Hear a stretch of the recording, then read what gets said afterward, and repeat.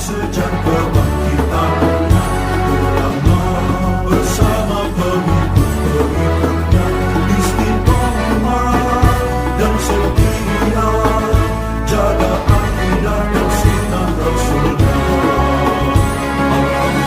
Alhamdulillah segala puji baginya ulama bersama pengikut-pengikutnya istiqomah dan setia menjaga agama nusa dan bangsa.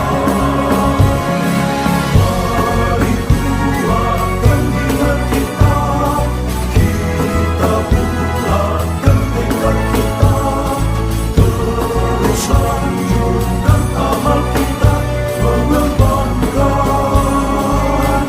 hikmah kita. Assalamualaikum warahmatullahi wabarakatuh.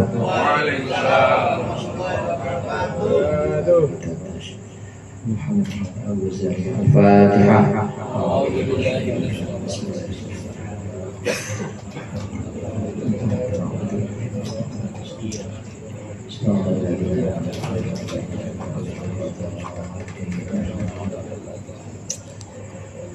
Bismillah, walhamdulillah, wassalatu wassalamu ala sayyidina Muhammadir Rasulillah wa ala alihi wa ashabihi wa man tabi'a hudahu wa jama'atah wa la hawla wa la quwwata illa billah, amma ba'du.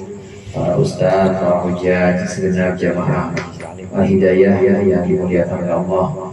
Pertama-tama saya mengucapkan mohon maaf saya karena ada terlambatan maulid, karena saya harus menghadiri maulid.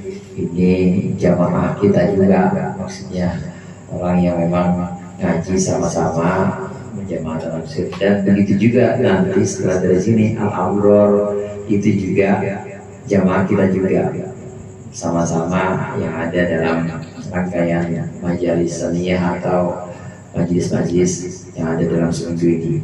Karenanya saya sekali lagi mohon maaf karena kelambatan ini. Kemudian mari sama-sama kita lanjutkan pembacaan kitab Bidayatul Hidayah.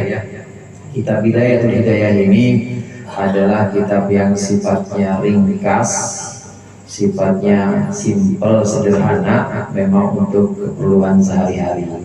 Dari pembahasan kita yang awal, mulai dari pembahasan adab, yaitu bagaimana cara kita tidur, cara kita makan, masuk ke dalam ibadah, bagaimana persiapan kita buat sholat, persiapan kita untuk puasa kemarin, keutamaan puasa selesai sudah. Nah, ada pun pembahasan yang lain seperti haji, zakat. Kata Imam Ghazali di sini, kalau pengen yang lengkap, maka hendaklah kita melihat atau membaca kitab Ihya Ulumuddin, yaitu karangan Imam Ghazali. Imam Ghazali Bidayatul Hidayah ini memang yang singkat. Yang lengkapnya ada di Ihya Imam Ghazali. Oleh karenanya dalam bab berikut ini langsung Imam Ghazali sudah selesai membahas ibadah di zahir, ibadah yang sifatnya badan dan udah selesai semua. Sholat, puasa udah selesai. Nah, berikut ini adalah ibadah-ibadah yang sifatnya batin atau sifatnya zahir, tapi bentuknya adalah meninggalkan larangan. Karena agama itu, hadirin, ajaran Islam itu cuma dua isinya. Yang pertama melaksanakan perintah, yang kedua menjauhi larangan. Udah itu dua. Oleh karenanya melaksanakan perintah berupa ibadah tadi sudah selesai. Nah, maka pada bab ini bagian yang kedua ini adalah bagian dalam rangka menjauhkan larangan-larangan atau maksiat-maksiat. Qala al-musannif rahimahullah wa nafa'ana bihi wa bi ulumihi wa bi barakatihi fid dharain amin.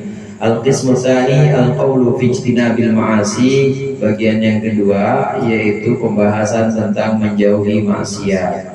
I'lam anna ad-dina syatrani. Tahuilah bahwa agama itu ada dua bagian, ahaduhuma tarkul manahi wal akharu fi'lul ma'murat, fi'lut ta'at.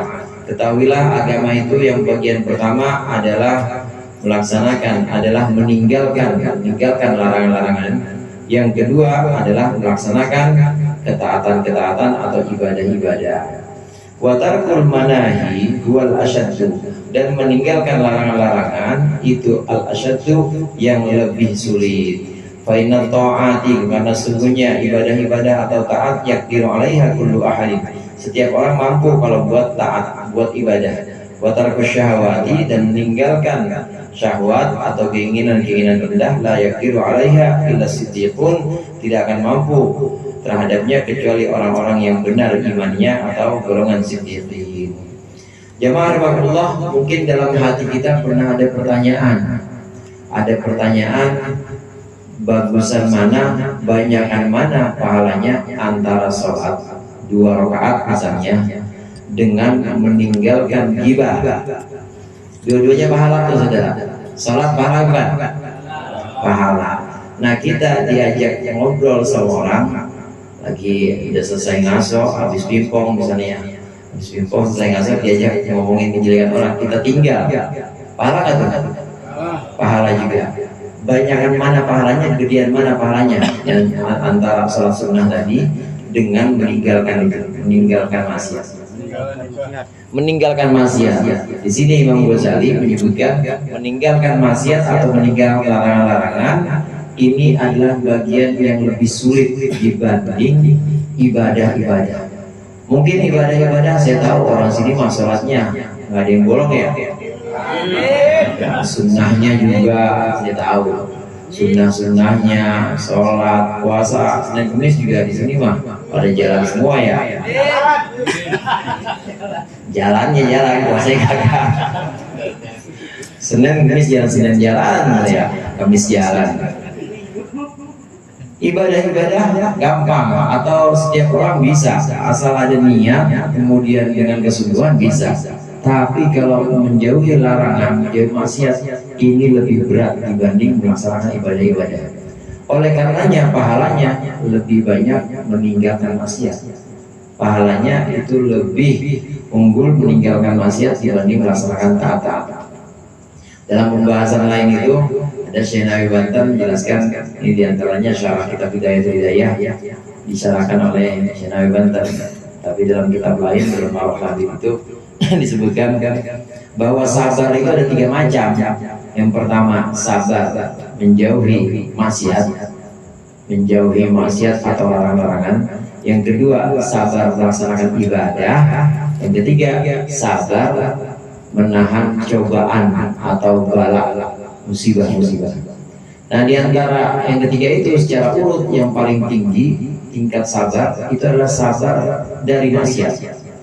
Kalau kita sabar menghindar dari maksiat, ini lebih tinggi dibanding sabar-sabar yang lain. Maka tarkul manahi atau meninggalkan larangan-larangan Allah ini pahalanya lebih besar. Kenapa? Karena memang sulitnya juga lebih sulit dibanding ibadah dan dibanding tahan terhadap musibah. 2 bagian agama ini, pokoknya agama cuma 2 bagian, itu melaksanakan perintah dan menjauhi larangan, dari itu doang. Cuma memang menjauhkan larangan itu lebih sulit, oleh karenanya lebih besar pahalanya dibanding melaksanakan ibadah.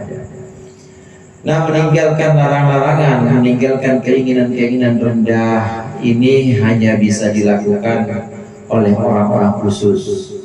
Kadang-kadang disebut dengan siddiqun. Siddiqun itu adalah orang-orang yang benar keimanannya. Kenapa dia bisa benar keimanannya? Pertama, karena dia mentafakurkan, dia memikirkan ayat-ayat Allah, dan juga dia mendirikan argumentasi. Atau cara yang lain, siddiqun itu adalah orang-orang yang dengan riyadhah atau dengan latihan-latihan seperti zikir, puasa dan lain sebagainya, dia mencapai tempat yang tinggi ini. Apa outputnya, apa hasilnya dari orang siddiqun itu? Baik yang melakukan riyadhah maupun yang melalui argumentasi, dia ngajar, dia mutola'ah, kemudian sampai pada satu capaian. Apa capaian outputnya? Capaiannya orang-orang siddiqun ini, dia mengetahui segala sesuatu sesuai dengan sesuatu. Ma'rifatu kulli syai'in ala ma huwa alaih.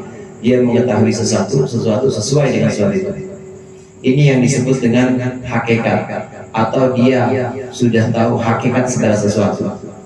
Jadi kalau orang siddiqun ini bisa melihat bahwa maksiat, larangan-larangan betul-betul itu ada sebuah kerusakan, entah dengan cara dia ya Allah zikir sehingga Allah izinkan untuk melihat bentuknya kerusakan itu, atau dengan cara ngaji menggunakan akal pikirannya, dia kemudian mendirikan hujah atau argumentasi sampai pada satu kesimpulan benar yang namanya larangan itu merusak, dan dia tahu larangan sebagaimana larangan itu sendiri. Artinya hakikatnya larangan dia tahu. Bahkan orang siddiqun bukan hanya tahu hakikatnya larangan, hakikatnya kewajiban, bukan hanya tahu hakikat sholat itu bagaimana bentuknya sholat, bentuknya neraka itu bagaimana, bukan hanya itu, tapi seluruh rahasia Allah itu tahu orang siddiqun.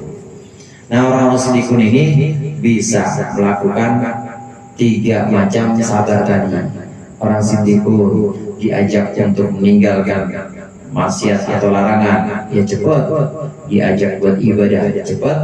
Diajak buat sabar, cepat. Karena udah tahu, karena dia tahu betul apa yang namanya larangan, dia tahu hakikatnya. Yang namanya ibadah, dia tahu hakikatnya. Yang namanya sabar terhadap musibah, dia tahu hakikatnya.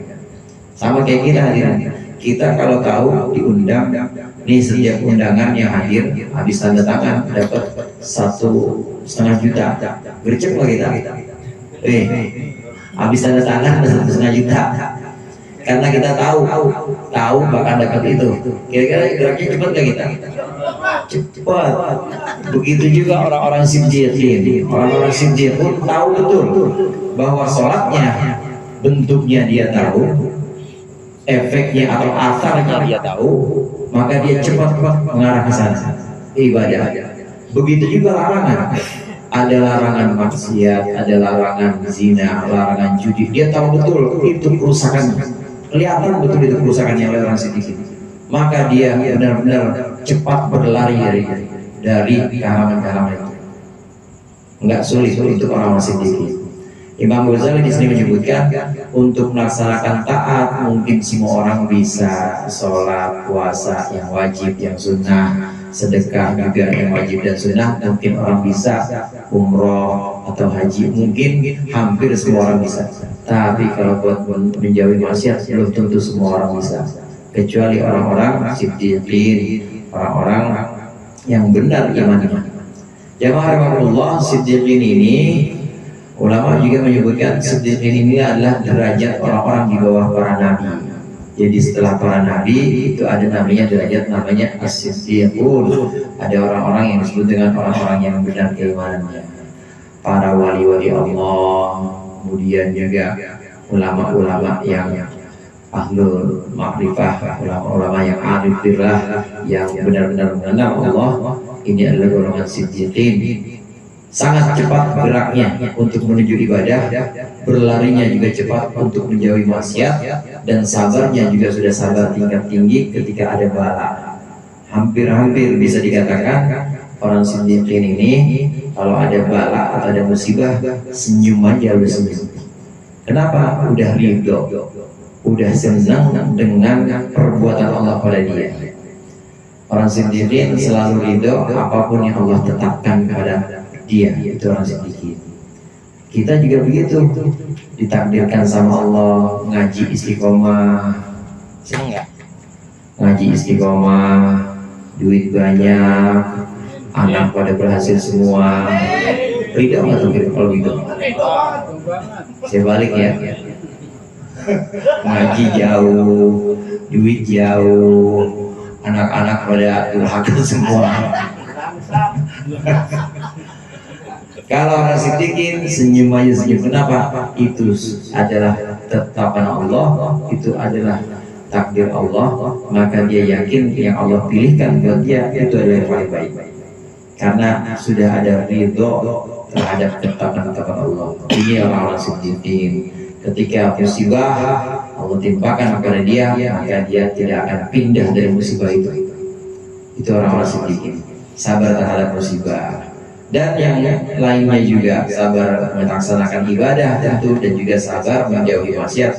Tentu orang-orang seperti ini sangat mudah melaksanakannya.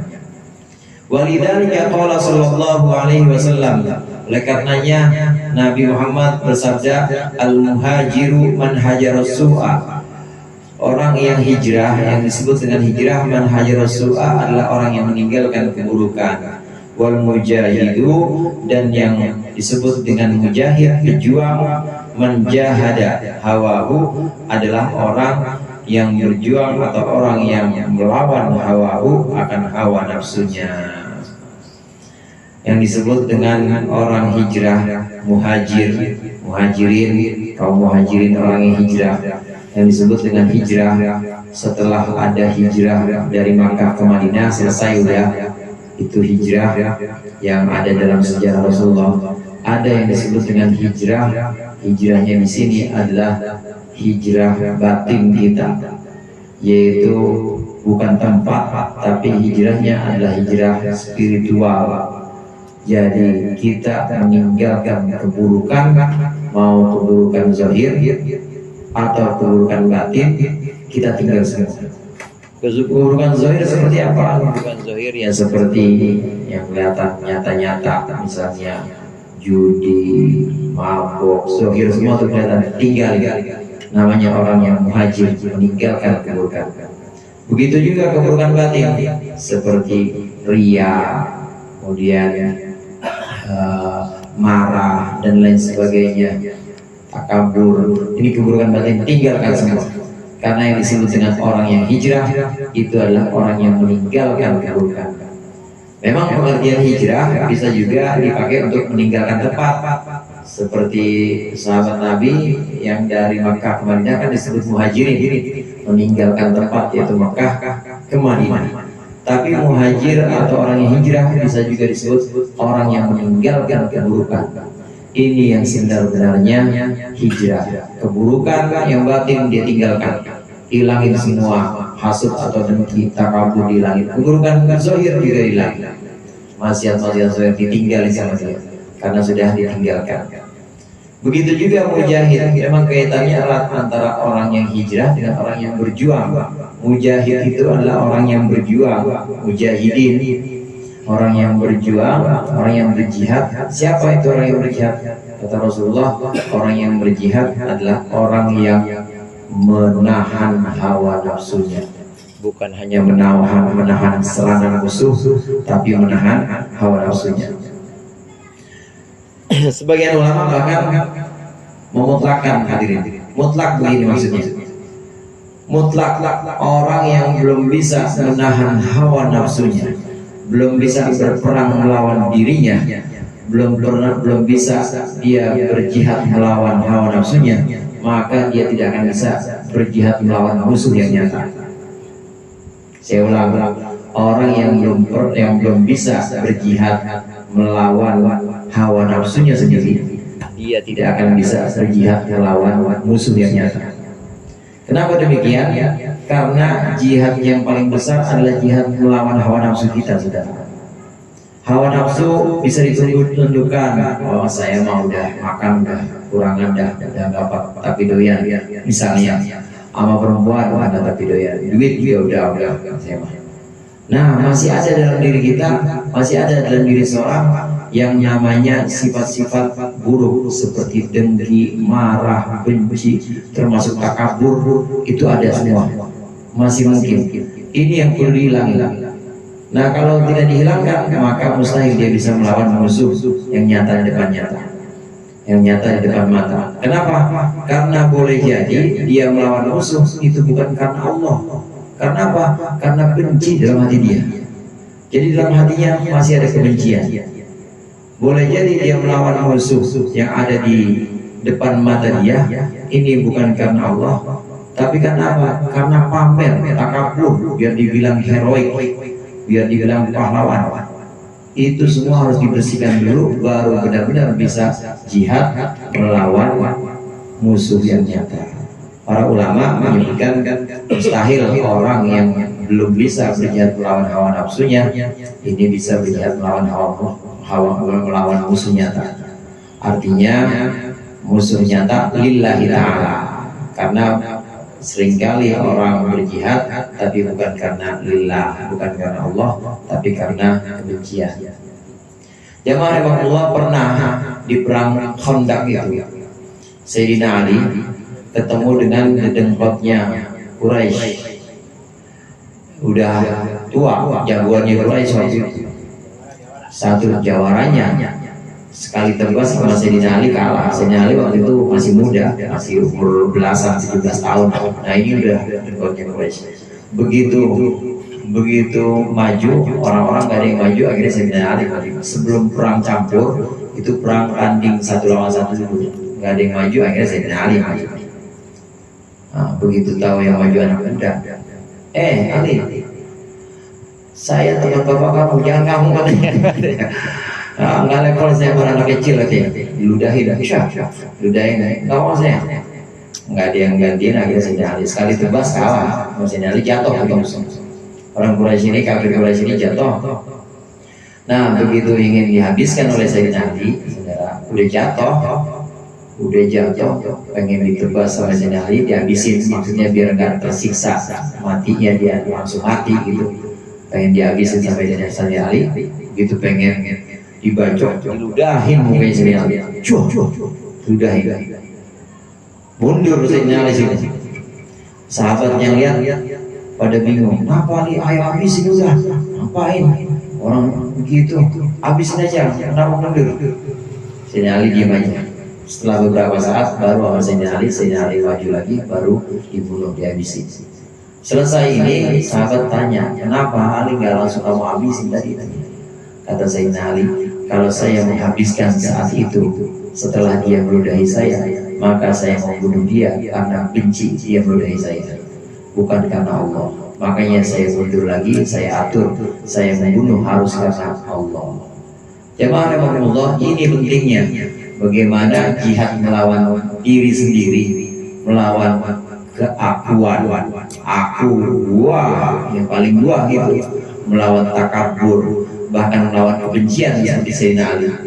Ini harus dijadikan awal atau fondasi dalam ibadah kita. Meskipun demikian, bukan berarti kita tidak boleh berangkat perang atau tidak boleh berjihad kalau masih ada yang begitu. Bukan berarti seperti itu. Berangkat aja. Berangkat aja, tapi tetap nanti Allah yang akan meluruskan niat kita. Allah akan bimbing kita.